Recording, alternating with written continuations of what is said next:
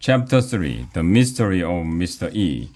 We were in Mr. Cooper's class that afternoon, working on a boring writing exercise. Pencils down, said Mr. Cooper. It's time for Phys D. Yay! Phys Ed is my favorite subject. We walked 1,100,000 miles to the gym. Do you think we will have relay races today? Neil asked as we walked down the hall. Maybe we are going to climb the ropes, said Ryan. Our phys ed teacher is Miss Small. One time she fell out of a tree and broke her leg. Asterisk. You can read about it in a book called Miss Small is Off the Wall. When you got to the gym, we saw the weirdest thing in the history of the world. There was a giant map that covered the whole floor, and the gym is big.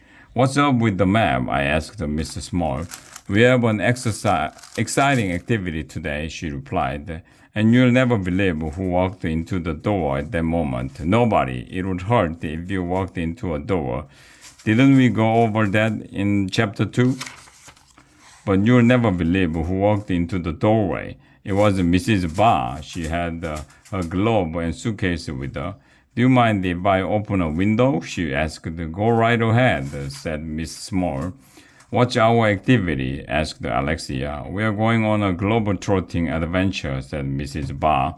We are gonna play basketball? I asked. Cool. Not that kind of globe-trotting, dumbhead, Andrea told me.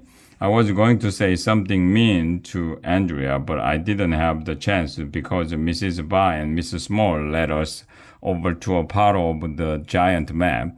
We are standing on the United States. Mrs. Barr gathered everybody around her like a football team in a huddle. She lowered her voice as if she had a big secret. There's something fishy going on, she whispered. Huh? Why is everybody always talking about fish? An international jewel thief named Mr. E is on the run, Mrs. Barr whispered. We've got to catch him. How are we going to do that? Asked Emily. He left a series of clues that will tell us where he is, whispered Mrs. Barr. Look!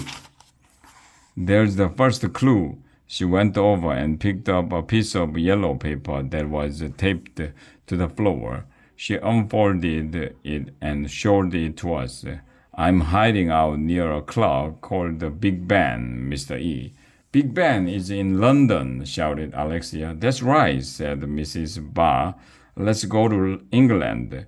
We will have to swim across the Atlantic Ocean, said Miss Small. Everybody get down and swim. We all got down on the floor and pretended to swim across the ocean. It's hard to swim without water. Mrs. Barr told us that we can swim over 3,000 miles. Okay, we are in London, England, said Mrs. Barr. And look, there's a Big Bang. And there's another clue, shouted Ryan. Mrs. Barr picked up another piece of yellow paper. This is what it said. I'm hiding out in the smallest country in the world, Mr. E. Rhode Island, I shouted. Mr. E is in Rhode Island. Rhode Island isn't a country, Arlo, said Andrea, rolling her eyes. I knew that, I lied. The smallest country in the world is Vatican City, shouted Andrea. It's in the middle of Rome, Italy. That's right, shouted Mrs. Barr. Andrea smiled the smile. She smiles to let everybody know she knows something nobody else knows. Let's go, shouted Mrs. Barr. Quickly. To Italy, Mr. E has stolen millions of dollars in jewelry. We've got to catch him. Italy is so romantic, said Andrea. Wouldn't you love to go to Italy, Arlo? They have a pizza there, right? I asked. Yes, the best pizza in the world, said Andrea. I want to go there, I said. The pizza is my favorite food. Oh, said Ryan. AJ and Andrea are talking about taking a trip to Italy together. They must be in love. Maybe you two can go to Italy on your honeymoon, said Michael. I was going to say something mean to the guys, but we all ran over to Italy on the map. It's shaped like a boot. Nobody knows why. Look, shouted Mrs. Ba. Here's another clue. I'm hiding out in a continent that has more people than all the other continents put together, Mr. E. I think it's Asia, said Ryan. That's right, shouted Mrs. Ba. Let's go there. We all ran to Asia. It's really big and it has lots of countries in it. Look, another clue, shouted Mrs. Ba. I'm hiding out on a boat in the largest ocean in the world, Mr. E. The Pacific is the largest ocean. Michael yelled. That's right, shouted Mrs. Ba. Let's go there. This is a good exercise, said Mrs. Small. Run! We all ran over to the Pacific Ocean while we were running there. Out of the corner of my eye, I saw somebody going into the locker room at the end of the gym. Who's that? I asked. It could be Mr. E, shouted Neil.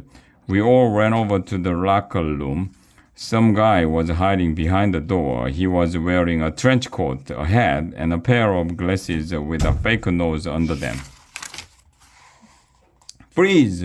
Dirtbag, I shouted. You are under arrest, Mr. E.